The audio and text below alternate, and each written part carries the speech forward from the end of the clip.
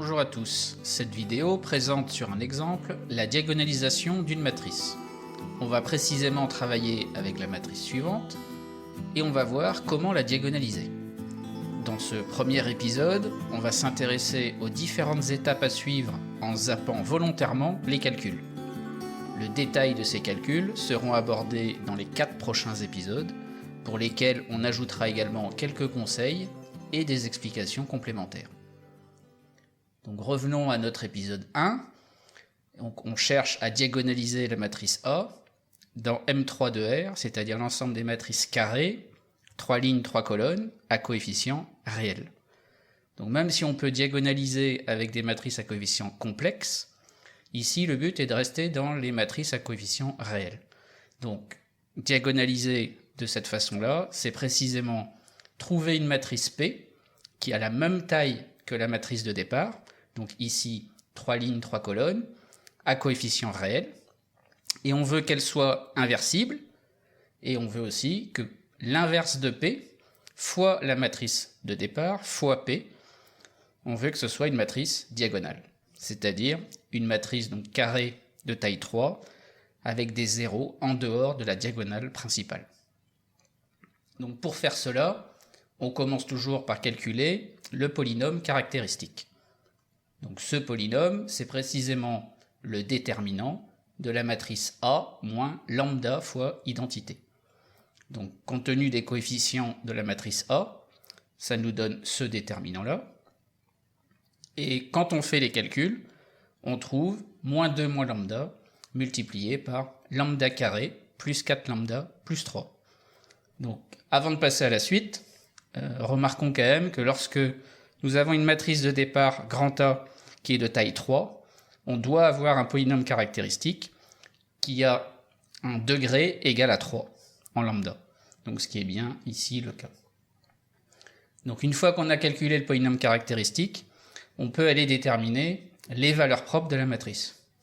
Donc au-delà de la définition que je rappelle ici, en fait, ce qui est surtout important, c'est que les valeurs propres de la matrice sont les solutions réelles de l'équation le polynôme caractéristique est égal à 0. Donc compte tenu du calcul précédent, on doit résoudre moins 2 moins lambda facteur de lambda carré plus 4 lambda plus 3 égale à 0. Et comme justement on a une forme factorisée pour le polynôme caractéristique, cette équation est facile à résoudre. Donc ça nous donne moins 1, moins 2 et moins 3 comme solution, et qui sont donc les valeurs propres de la matrice. Ceci étant fait, on peut chercher les espaces propres associés aux valeurs propres. Donc il faut bien retenir, à une valeur propre, il correspond à un espace propre. Donc on commence par la valeur propre moins 1, et donc son espace propre, noté E indice moins 1, c'est précisément l'ensemble des vecteurs V qui vérifie A fois V égale moins 1 fois V. Donc cette condition-là, elle peut se traduire par un système à 3 équations, 3 inconnues. Une fois qu'on résout le système, on obtient des solutions, et ça nous permet d'affirmer que cet espace propre, c'est en fait la droite vectorielle dirigée par le vecteur de coordonnées 1, 5 et moins 2. Donc il faut bien faire attention à une chose, c'est que un espace propre possède toujours une infinité de vecteurs. Donc si jamais, en résolvant un système, on trouve qu'un seul vecteur solution, cela signifie soit qu'on s'est trompé dans le système, soit que la valeur propre n'en était pas une. Mais au moins, gardez à l'esprit qu'il faut toujours avoir une infinité de vecteurs dans l'espace propre considéré. Bon, ceci étant dit, ce qu'on a fait avec la valeur propre moins 1, il faut le faire avec la valeur propre moins 2.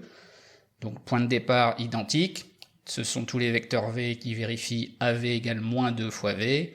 On a un système, on le résout, et on trouve là encore une droite vectorielle. Et dans ce cas-ci, on trouve même la droite vectorielle dirigée par le vecteur de coordonnées 0, moins 1, 1. Et comme on a fait, il ne reste plus qu'à faire pareil pour la valeur propre moins 3. On a encore la même type de définition, encore un système, une résolution, et à l'arrivée, l'espace propre que l'on cherche, c'est la droite vectorielle dirigée par le vecteur 1, moins 3, 4. Donc là, une fois qu'on est arrivé à déterminer les espaces propres, on a fait le plus dur, puisque maintenant que les valeurs propres, via les espaces propres, nous ont fourni les 3 vecteurs de droite, ici en rouge, vert et bleu, eh bien, on peut former ou construire une matrice P dans laquelle, en fait, les colonnes de P sont les vecteurs qu'on a trouvés ici. Et une fois qu'on a fait ça, on a cette matrice. On remarque que la matrice est de taille 3, donc même taille que la matrice de départ. Elle est bien un coefficient réel. Il se trouve qu'elle est inversible. Comme elle est inversible, on peut calculer son inverse P puissance moins 1.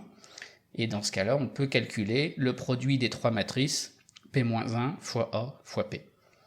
Donc quand on fait ça, eh bien, on récupère pour le résultat de P-1 à P une matrice qui est diagonale, donc avec des zéros en dehors de la diagonale principale. Et sur la diagonale, on va récupérer les valeurs propres. Alors précisément, comme on a mis le vecteur 1, 5, moins 2 en première colonne de P, et que 1, 5, moins 2 était associé à la valeur propre moins 1, on trouve moins 1 dans la première colonne de P-1 à P. Et ainsi de suite. Donc 0, moins 1, 1 en deuxième colonne de P. Comme il était associé à la valeur propre moins 2, on va trouver moins 2 sur la deuxième colonne de P-1 à P. Et évidemment, moins 3 pour terminer. Donc, à l'arrivée, on a quoi? Eh bien, on a trouvé une matrice P qui vérifiait les conditions demandées au tout début, avec P-1 à P, qui est une matrice diagonale. Ça veut donc dire qu'on a diagonalisé la matrice A. Alors, si vous souhaitez approfondir un point abordé dans cette vidéo, voici les éléments qui sont détaillés dans les prochains épisodes.